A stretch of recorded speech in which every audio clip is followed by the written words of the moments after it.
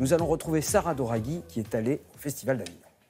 Sur le pont d'Avignon, on dit danse sur le pont d'Avignon, on dit danse tous en rond. Et oui, sur le pont d'Avignon, eh bien, Sarah Doraghi, la semaine dernière, nous a fait le tour du off. Alors, le off, pour être très précis, c'est ce qu'il y a en dehors de la programmation officielle. Et souvent, on parle plus du off que de la programmation officielle. Et bien voilà, aujourd'hui, on va réparer ça avec Sarah Doraghi qui va nous parler du in, donc oui. La programmation officielle. Alors, je vous ai vu faire ça pour le off. C'est pas ça, le off. Ah non. Le off, c'est ça. Ah, c'est beaucoup plus grand. Et le in, c'est ça. Ah, c'est ça. Mais le in est la vitrine. Si vous voulez, c'est la vue sur la Tour Eiffel. Quand vous prenez un appartement et qu'on vous dit « Ah, vous allez voir, il y a une terrasse magnifique avec vue sur la Tour Eiffel », c'est ça. C'est-à-dire que c'est ce qui fait vendre.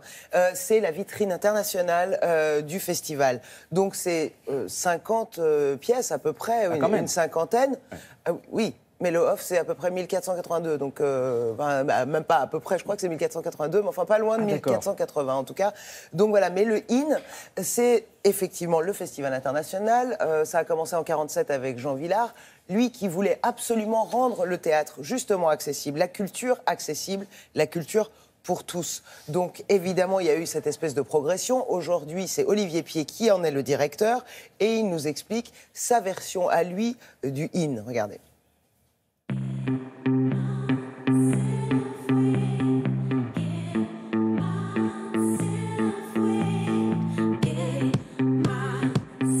Le Festival d'Avignon est le plus grand festival de théâtre du monde. Le théâtre au sens large, parce qu'il y a aussi de la danse, de la musique, des rencontres, des prises de parole. Je joue la comédie, avec moins d'énergie que vous, bien sûr, moins vite, mais plus méthodiquement.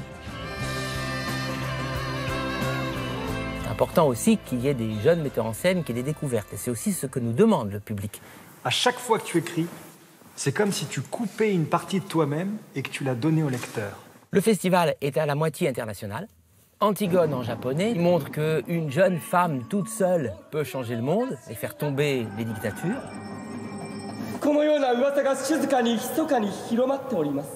Cette année, c'est un grand maître du théâtre japonais, Satoshi Miyagi, qui en a fait une mise en scène absolument spectaculaire. On pouvait penser que ça diviserait le public, mais dès le soir de la Générale, j'ai vu 2000 personnes debout faire une standing ovation.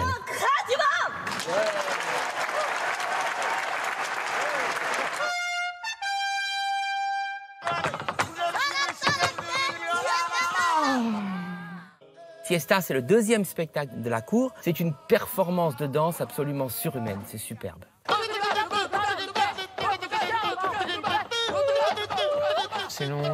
Le spectacle est une sorte de fusion. Il y a du flamenco, mais ce n'est pas seulement de la danse ou de la musique. L'intention, c'est de créer un nouveau langage, comme un nouveau jargon.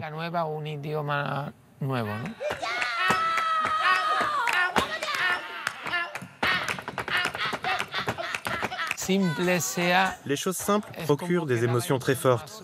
C'est ce que je pense. Et j'ai appris avec l'expérience, avec toutes mes années de travail, que le primitif, le naturel, oui, ce qui est simple, est un langage universel. Un langage que tout le monde peut comprendre.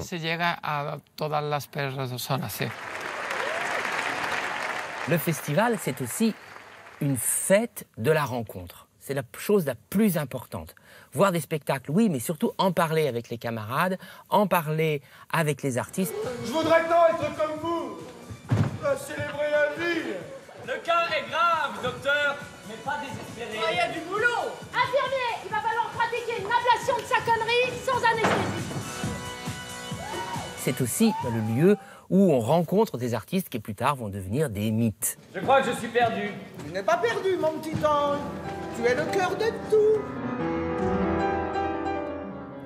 Il y a un truc super qu'il a fait. Il a réussi à faire jouer Hamlet à des détenus qu'il a fait sortir de prison et ils ont joué à la maison Jean Vilar, voilà. Et puis il a aussi, Olivier Py, mis en scène une pièce qui s'appelle Les Parisiens. Les Parisiens. Alors, dites-moi, pendant le reportage, vous me disiez qu'avec justement... Ah, Israël Galvan. Oui, alors vous savez que flamenco, c'est très important, évidemment, c'est la manière d'applaudir. Ouais. On n'applaudit pas comme ça. Non, pas comme ça. D'ailleurs, c'est pas un applaudissement. Non. Mais on fait, c'est comme ça. Non, c'est comme ça. Comment? Alors, Israël Galvan, il met les mains comme ça, mais ça fait un boucan incroyable. Alors moi, j'étais vraiment... Et vous étiez un petit peu embêté? Ah non, mais j'étais surexcitée. Je voulais absolument apprendre à claquer des mains comme Mais lui. il y a quelque chose qui Il faisait ça.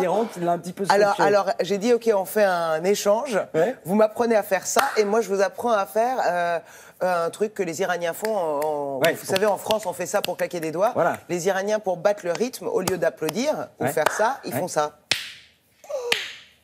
Alors, autant dire qu'Israël Galban voudrait qu'on se revoie pour travailler un peu. Voilà, enfin, je veux dire, il n'y a aucun souci. Il y a aucun ça problème. peut se faire. Ben, En je vais tout vous cas, dire. voilà, le IN, vous avez encore jusqu'au 26. Allez-y, éclatez-vous.